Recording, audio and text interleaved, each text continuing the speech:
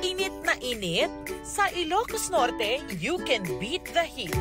Sa bayan ng Tingras, perfect pampapresko ang Madongan Dam. Kahit sino mag-e-enjoy magbabad sa mababaw at malinaw na tubig. Hindi pa mag-aagawan ng magandang spot para sa picture taking sa lawak ng mala waterfall na tubig. May marirentahan pang mga kubo na perfect para sa food trip pati sa trip lang umidlip. Sa bayan ng Adams, family man of friends, masusulit ang pagtampisaw sa Bola River. Refreshing ang malamig at napakalinis na tubig sa ilog.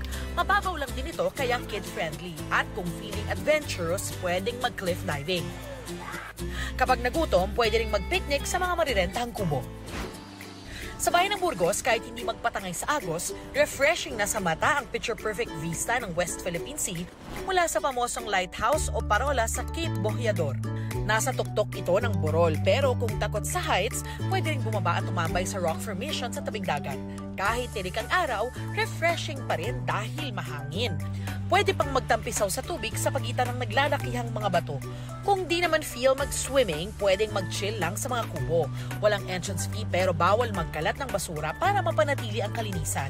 O, saan tayo sa susunod na pasyalo food trip? I-share nyo na sa 24 Oras Weekend page ang inyong travel at food adventures. Para sa GMA Integrated News, Darlene Kai, nakatutok 24 Oras.